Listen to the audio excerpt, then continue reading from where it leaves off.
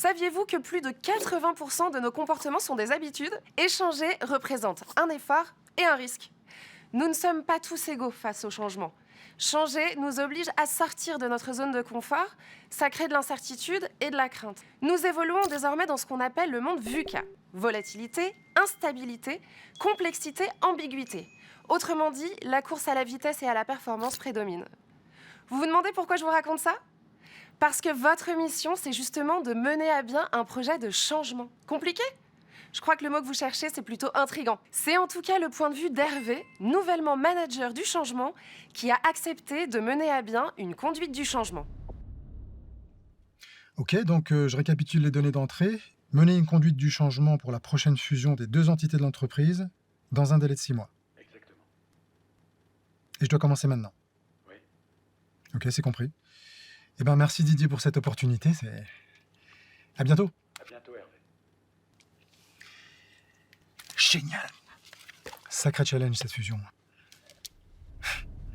Comme vous pouvez le voir, Hervé est d'un naturel optimiste et enthousiaste. Pourtant, amorcer un projet de fusion risque de ne pas plaire à tout le monde.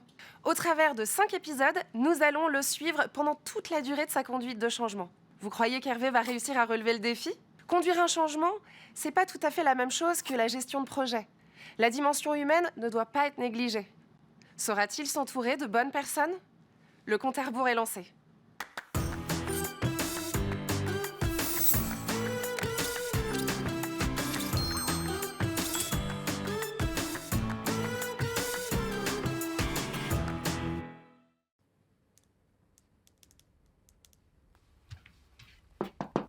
Ah, salut Sophie. Salut Hervé, ça fait longtemps, t'as l'air de bonne humeur. Alors c'est encore du off, mais Didier m'a confié la conduite du changement pour le projet de fusion à venir. Waouh, bravo, mais c'est génial. C'est un gros morceau, hein. T'es pas trop nerveux? Non, mais j'ai hâte de conduire le projet là. Tu m'étonnes. En tout cas, c'est une belle marque de confiance de la part de la direction, hein. Ah oui, c'est sûr. T'as déjà conduit des changements, toi, il me semble. Oui, mais c'était il y a longtemps. Tu vas commencer par quoi? Eh ben, par quoi je vais commencer? Je suis en train d'écrire mes objectifs avec mon point de départ et mon point d'arrivée. Fusion annoncée, fusion réalisée. Didier m'a laissé 6 mois, ce qui me paraît un peu énorme, si tu veux mon avis.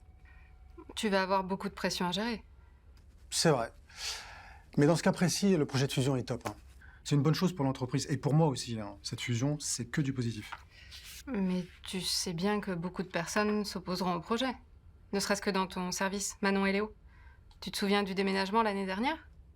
Un vrai désastre, hein. Tout ça parce que l'objectif avait pas été assez expliqué.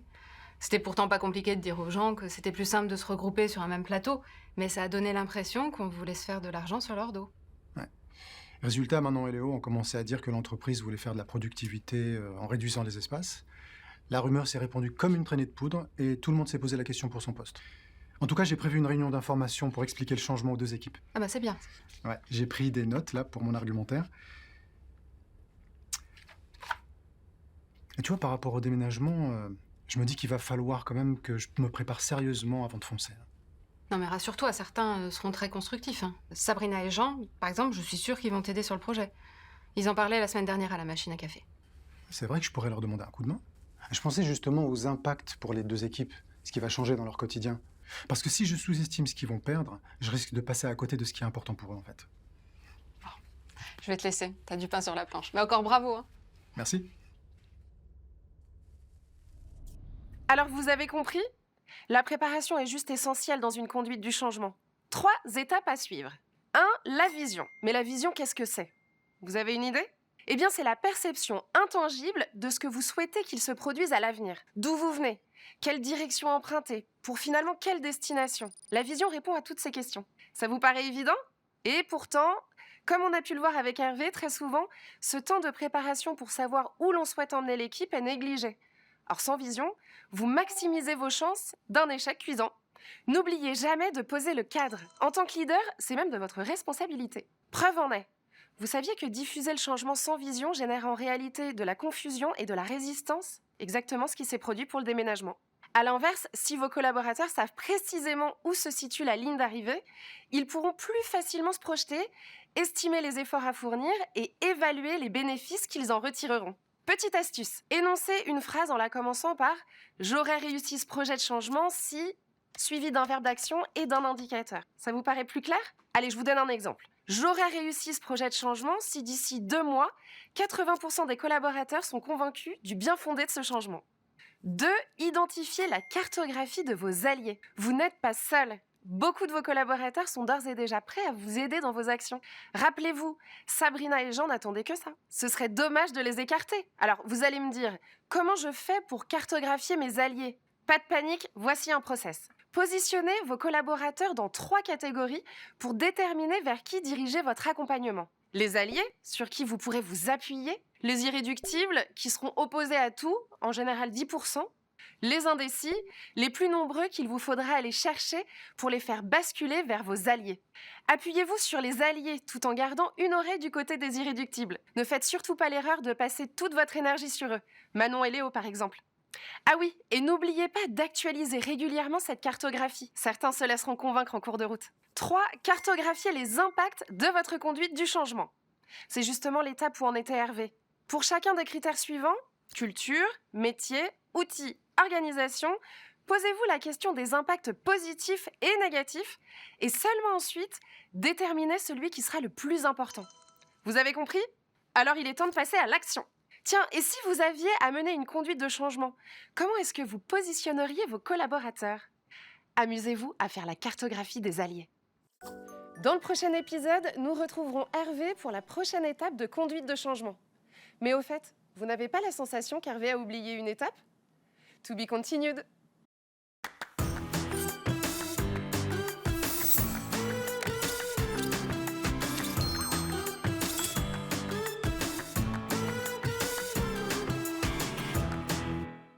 Je ne peux pas m'empêcher de vous poser la question, est-ce que vous avez réalisé votre cartographie ? Défi relevé ?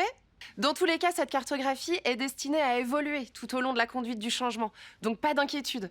Je vous avais aussi dit qu'il manquait un élément très important dans la première phase. Vous avez trouvé l'étape qu'Hervé n'a pas prise en compte dans l'épisode précédent ? La communication, bien sûr. Communiquer à chaque étape du projet est tout simplement indispensable. Pas convaincu ? Voyons si Hervé et Sophie vous prouvent le contraire.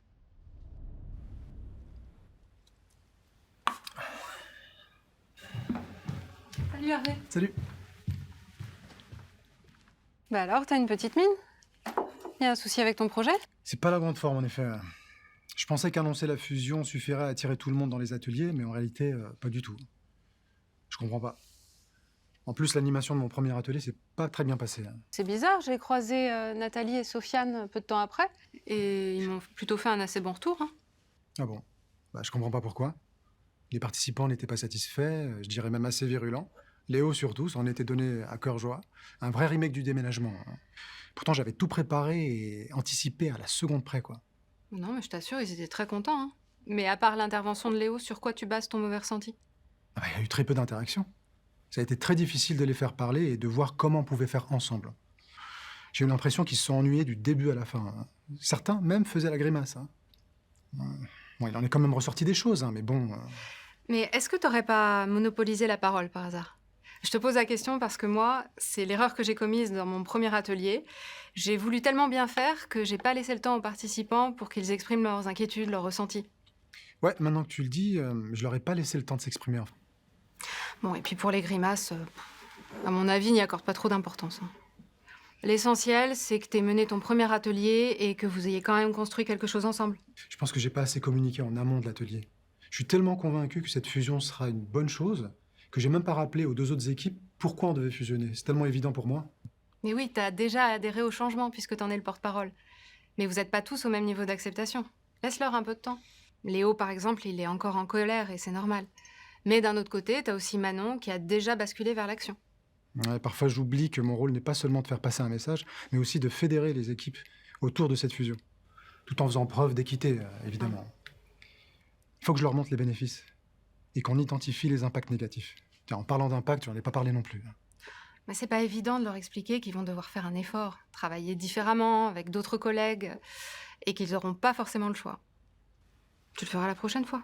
Je suis sûre que tu vas trouver le bon angle. Ah oui, il le faut. Et tu dis que malgré tout ça, Nathalie et Sofiane étaient plutôt satisfaits. Oui, ils étaient contents que t'aies pris le temps de leur expliquer les choses. Bon, après, je vais pas te mentir, ils sont assez d'accord avec les revendications de Léo. Mais en même temps, c'est pas plus mal qu'il ait râlé, parce que comme ça, ils ont le sentiment que leurs inquiétudes ont été entendues. En gros, le message est passé, la balle est dans ton camp. Ouais, c'est vrai qu'il y a 2 ou 3 points sur lesquels j'avais pas de réponse à leur apporter. Tu sais quoi, pour le prochain atelier, je vais faire appel à David, le RH. Pour les rassurer et montrer aussi que j'ai entendu et que j'ai fait remonter leurs craintes. Ouais. D'après mon expérience, c'est toujours une bonne chose de s'entourer d'experts. Porte pas ça tout seul. Ouais, t'as raison. Bon, je dois filer, j'ai une réunion dans 10 minutes, c'est moi qui l'anime. À plus. Salut. Compte rendu de l'atelier, où est-ce que je l'ai mis? Alors, convaincu? L'étape le plus souvent oubliée, c'est la communication. Pensez-y en amont et pas seulement quand la situation vous échappe. Pourtant, cette étape est capitale pour 3 raisons. 1, ça vous aidera à planifier des rendez-vous et rendra visibles vos actions tout au long du projet. 2, le plan de communication permettra d'occuper le terrain tout au long du projet. 3, ça officialise le lancement et la fin du projet de changement. En résumé, si Hervé avait davantage communiqué en amont auprès des personnes concernées, les participants n'auraient pas découvert le sujet durant l'atelier et il aurait évité certains comportements. Évidemment, rien n'est gravé dans le marbre. La communication que vous avez établie lors de la phase de préparation sera ajustée au fur et à mesure. Parlons à présent de ces fameux ateliers dans la conduite du changement. Vous avez compris ce que c'est ? Ce sont des temps de parole et d'échange entre le leader du changement, Hervé dans notre cas, et les collaborateurs impactés par le changement. Comment les organiser ? Tout d'abord, vous devez vous poser la question : qui est-il pertinent d'inviter ? Retenez bien que vos ateliers seront composés de collaborateurs et de personnes impactées par ce changement. Attention à ne pas inviter que des convaincus. Gardez en tête que votre but est de rallier à votre cause des indécis, mais aussi des réfractaires. Alors, je suis d'accord avec vous, se confronter à des réfractaires qui vous parlent uniquement de freins, c'est plus compliqué que de parler à des convaincus. Mais la diversité des points de vue ne pourra qu'enrichir vos échanges. Osez en inviter. Une fois la liste des participants établie, vous devez réfléchir au contenu, à son déroulé et à quel livrable sortir. N'hésitez pas à être créatif pendant l'atelier. Et pourquoi pas déléguer leur animation ? Dernier conseil pour aujourd'hui, ne visez pas d'emblée un projet achevé. Procédez plutôt par étapes. Adoptez la technique des petits pas.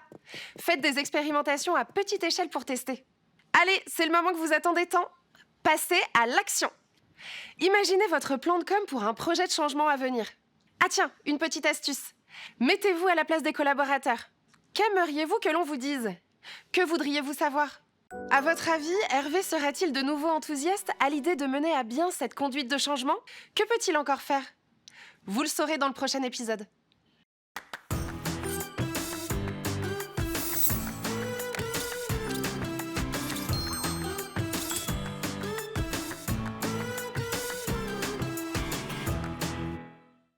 Voyons ce qu'Hervé a fait suite aux remarques virulentes de Léo 2 mois après l'animation de son premier atelier.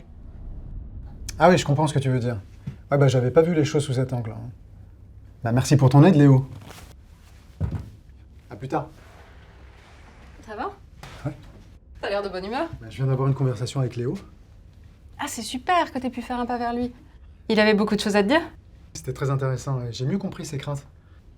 Et entre-temps, j'ai analysé tout ce qui avait été dit pendant l'atelier grâce aux notes de Sabrina, tu vois. Et j'avoue qu'après coup, je suis assez d'accord avec leurs craintes. J'aurais dû mieux communiquer dès le départ. Hein. Non, c'est vraiment la clé. Hein. T'as raison, il est jamais trop tard pour communiquer. Les salariés me répondent, regarde. Ils deviennent proactifs. Je suis content de voir qu'ils s'impliquent dans le projet et veulent en être acteurs, tu vois. Tu veux dire qu'ils vont animer les ateliers à ta place ? C'est génial, ça. Ah, ce message est trop drôle. Ah, ça me rassure de voir que le nombre de convaincus augmente. Ça va faire avancer les choses. Tiens, Léo, par exemple, je vais lui déléguer l'animation en solo du prochain atelier. Vous êtes passés de meilleurs ennemis à meilleurs amis ? Ouais, c'est vrai. Ah, et dans 2 minutes, j'ai rendez-vous avec Sofiane pour débriefer de l'atelier. On n'a pas pu le faire avant, donc... mais j'espère que ce sera productif. Par contre, je suis un peu inquiet parce que je me rends compte que j'ai perdu un peu de temps au début de projet. Finalement, les 6 mois accordés seront pas de trop. Hein. Non, mais t'inquiète pas, c'est pas du temps perdu. Mmh. Ça t'a permis de te rendre compte qu'il fallait plus impliquer ton équipe projet. Hein ? Et ça va t'en faire gagner à la fin. Mmh. T'avances petit à petit à ton rythme et c'est comme ça que tu vas atteindre tes objectifs. Bon, ça doit être Sofiane, je te laisse. Encore bravo pour ta progression. Merci. Salut Sofiane, comment ça va ? Pas mal, n'est-ce pas ? Vous vous y attendiez ? L'attitude d'Hervé a beaucoup évolué depuis le dernier épisode. On peut voir que la posture managériale est essentielle dans un projet de changement. Pour favoriser la conduite de changement, voici les postures incontournables. L'ouverture. Écoutez et entendez ce que vous disent vos collaborateurs. Il se peut qu'ils aient de très bonnes idées, peut-être même meilleures que les vôtres. L'écoute. Écoutez les raisons de la résistance au changement de vos collaborateurs. Et analysez les étapes du changement individuel. La fameuse courbe du changement. Les feedbacks.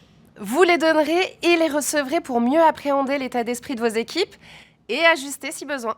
La communication individuelle et collective. Donnez le cap et répétez-le. Gardez bien en tête que si les modalités d'atteinte de l'objectif bougent, le cap, lui, ne change pas. En résumé, Hervé n'a pas ignoré les réticences, bien au contraire. Il a pris le temps de discuter avec Léo et a intégré ses idées dans son plan d'action. Et maintenant, c'est à vous de jouer. Faites aussi bien qu'Hervé. Et si vous alliez directement échanger avec un collaborateur qui ne partage pas votre point de vue ? Dans le prochain épisode, Hervé passera à la dernière phase, le pilotage de la conduite du changement. Nous verrons quel défi il devra relever sur la dernière ligne droite du projet. Y arrivera-t-il si près du but ? Nous le saurons bientôt.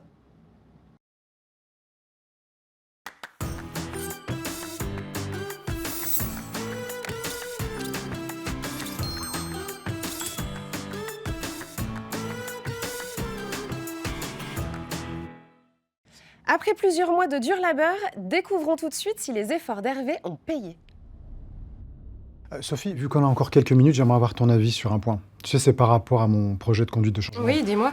Alors voilà, je suis en train de bosser sur mon tableau de bord pour vérifier si le projet avance dans la bonne direction.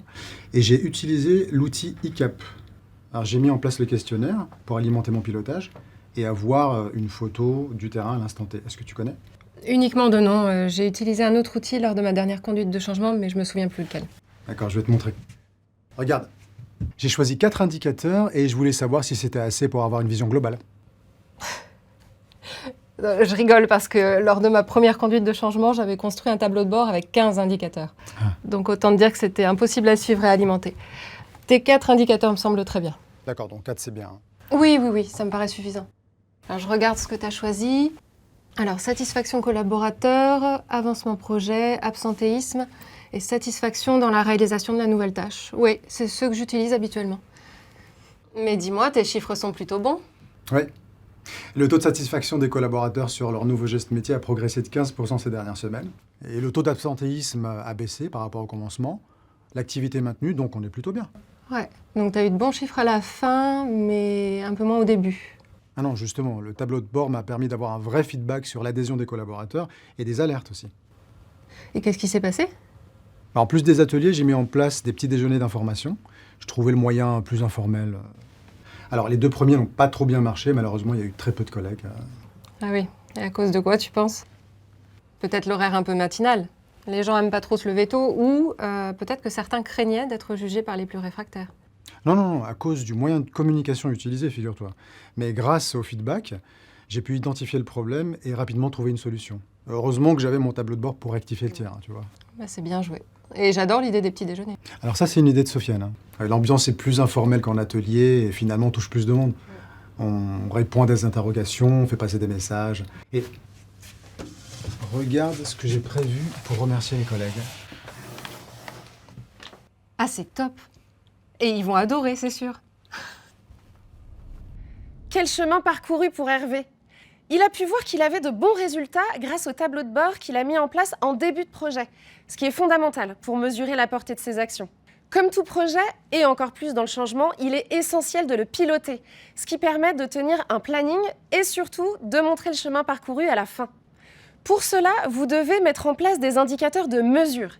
Il en existe beaucoup, à vous de choisir les 4 ou 5 plus pertinents. Ne confondez pas les indicateurs plutôt quantitatifs d'une gestion de projet avec ceux plus qualitatifs de la conduite du changement. Souvenez-vous de la phrase du début. J'aurais réussi mon projet de changement si...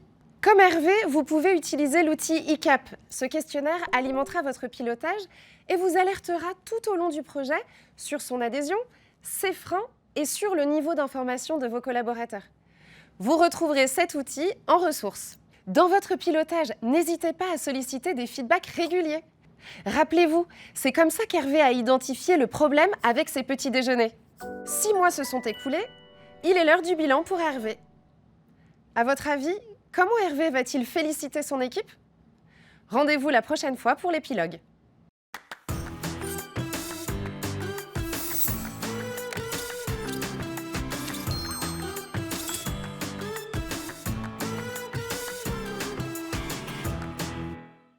L'heure du bilan a sonné. La fusion est effective et le projet d'Hervé est maintenant terminé.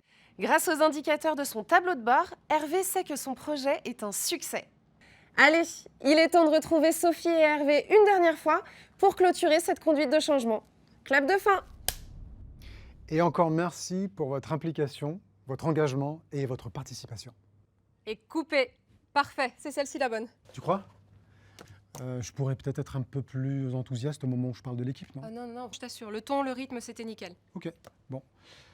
Et ben avec cette dernière vidéo, c'est vraiment la fin cette fois-ci. Il reste encore quelques collègues à passer en formation et puis on est bon. Mais il y aura d'autres projets de conduite de changement. Alors, comment t'as vécu cette expérience? Qu'est-ce que t'en retires?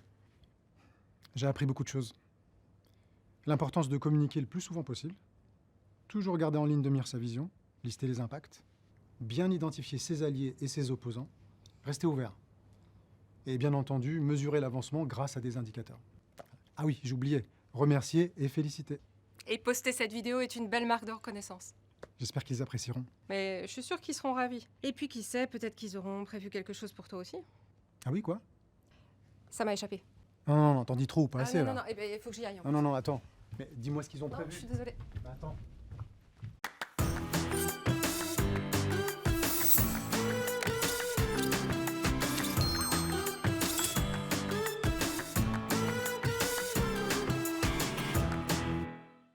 Et nous retrouvons Hervé quelques mois après le tournage de cette web-série. Bonjour Hervé. Bonjour, merci de m'accueillir.